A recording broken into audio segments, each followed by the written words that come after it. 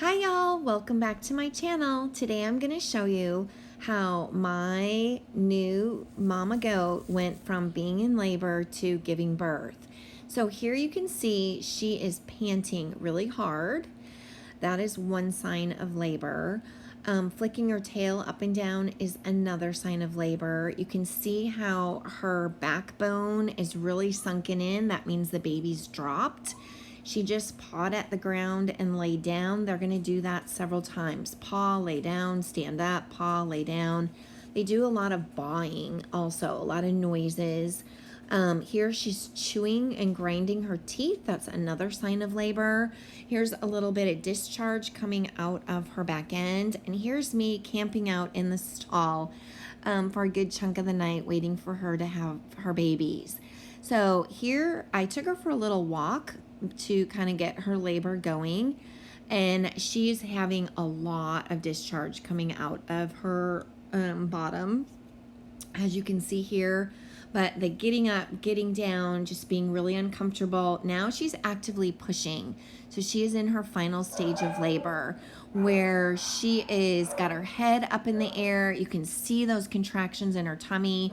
She is actively pushing hard to start having those babies come out. You're going to see them born in just a few minutes. So if you're kind of grossed out by newborn babies being born, you might want to stop the video there. So the first baby, there was quite a bit of blood that came out with it. It wasn't a huge amount, but there was some blood.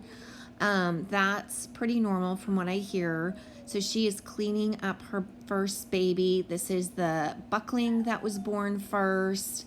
He was definitely the biggest of the 3 kids that she had.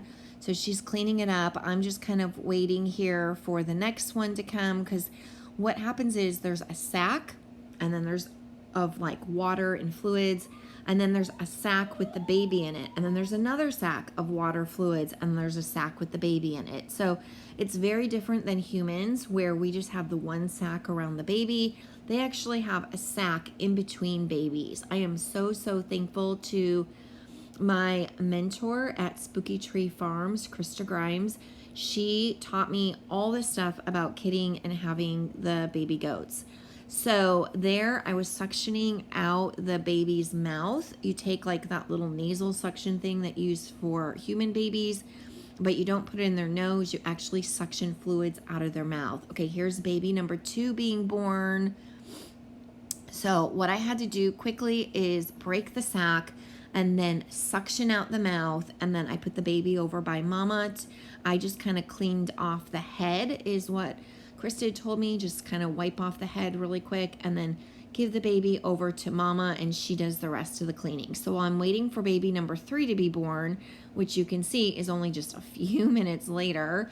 I was giving a good wipe down of the babies while she was getting that next baby out.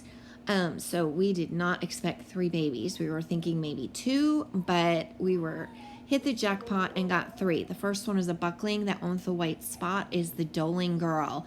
So now you can see the baby is coming out. That's the sack that the baby is in. And because in Texas, a lot of our soil has a selenium deficiency, those sacks are really thick. So you can see I'm breaking the sack by the mouth. I have to do this very quickly. Break the sack. The moms can do this, but you know, she's got 3 and she's cleaning off 2. So I'm just giving her a little bit of help. I do not pull the baby out. I let her push the baby out the sack, and here I'm suctioning really well that baby's mouth and then passing the baby over to the mama. So what I did after that, you can see that baby is full of liquid gooey sack. But what I did is I clamped off the umbilical cord. There's these little plastic clamps you can buy on Amazon. You can clamp the one end close to the baby, and then just like an inch away, clamp the other end that's attached to the mom, and then you can snip in between, and that safely detaches the umbilical cord. Will mom detach the umbilical cord and lick it and eat it and do all that stuff? Yes, of course. But when she's got 3 and this all happens just in a matter of minutes, that's a lot of babies to get out of the sack, to get them all cleaned up and make sure they're doing well. So just giving her a little bit of boost and help is great to make sure those babies survive and live. And you can see here she's got them cleaned up really, really well. They're not completely clean, but they're cleaned up really well. She will finish cleaning them up in a bit. Here I'm putting iodine on their umbilical cord. So that little pill bottle had iodine in it.